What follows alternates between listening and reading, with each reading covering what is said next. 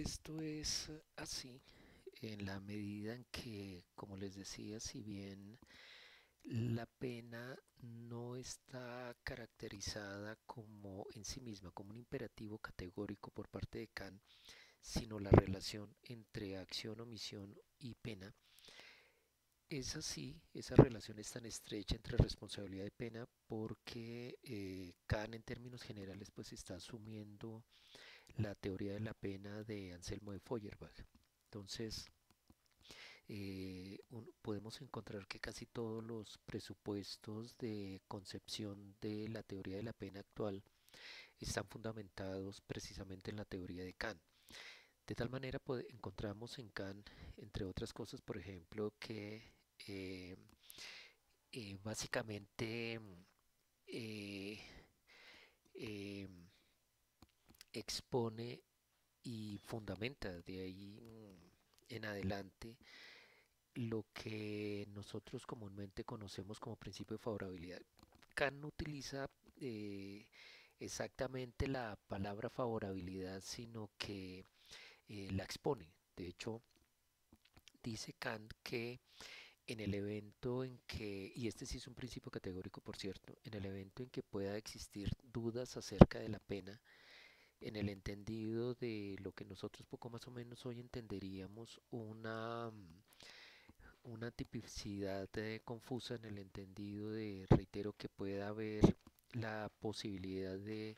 identificar el comportamiento en tipos penales distintos con penas distintas que tienen intensidades distintas o variabilidades distintas, pues dice Kant que siempre se debe preferir la pena más grave. ¿Por qué? Porque en términos generales no se puede perder de vista que Kant estima que la sociedad civil o la teoría de la sociedad civil en Kant no es estrictamente jurídica, sino que es adicionalmente moral, es adicionalmente ética. De tal manera que cuando se plantea la situación de un delito, es un desafío a la naturaleza misma, es un desafío a las posibilidades mismas de supervivencia moral y ética de una sociedad y como consecuencia el aporte específico que hace el derecho es precisamente redireccionar la situación para recuperar el estándar ético, el estándar moral, el estándar jurídico y como consecuencia no castigar implica necesariamente dejar algo así como lo que podríamos poner en términos de una especie de símil, algo así como una herida abierta que tarde que temprano se va a gangrenar y va a empezar a, a generar efectos muchísimo más nocivos y más proclives. En consecuencia, la teoría de la responsabilidad kantiana, que incorpora una cierta teoría de la pena, la teoría de Anselmo de Feuerbach, pues básicamente se está planteando que en el evento de duda se debe optar por la pena más grave, pero siendo ese el imperativo categórico, ese imperativo se morigera precisamente a través del principio de favorabilidad, porque Kant dice que en el evento en que choque una institución de derecho natural con una institución de derecho civil, se debe preferir la que sea menos agresiva contra la persona que sería el receptor de la pena. Lo digo en estos términos porque en nuestro lenguaje actual sería quizás más pertinente hablar del sujeto activo, pero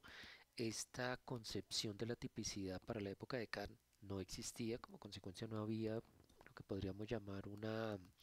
teoría de la tipicidad. De hecho, no existía una teoría del delito. La teoría del delito se empieza a construir ex profeso con o a partir de la teoría kantiana. Kant específicamente trae dos ejemplos que podemos tomar como orientadores de la favorabilidad. Trae por un lado la situación heredada del derecho arcaico, que es una institución comúnmente conocida como ius vita et necis, conforme con el cual el hijo deforme, y por hijo deforme es lo que las fuentes, si ustedes van a ellas, estoy refiriendo al Corpus Juris Civilis, a las institutas de Gallos, eh, es identificado como hijo monstruoso. Hijo monstruoso es sencillamente el que no tiene una apariencia exactamente humana, sino que por deficiencias filogenéticas o genéticas en términos específicos, pues desafía la figura humana. Consecuencia de lo cual, el padre le puede quitar la vida al hijo monstruoso sin que ello le acarree ninguna suerte de consecuencia. Para la época de Kant, la legislación civil privada, específicamente en la legislación de personas eh, de lo que podría ser el reino austriaco en aquella época, pues preveía esa institución. El padre podía quitarle la vida al hijo monstruoso. No obstante, lo que Kant postula es que el derecho natural implica el derecho natural en el cual se originaba el derecho penal preveía que todo el que mata debe morir. Es decir, la pena conveniente a la persona que mata es la pena de muerte. Entonces Kant decía, ese es el típico caso en donde se opone la situación de una institución de derecho natural, una institución penal de derecho natural, con una institución civil en donde pues evidentemente la situación trajinada a través del presupuesto civil, presupuesto privado, pues trae una muchísimo mejor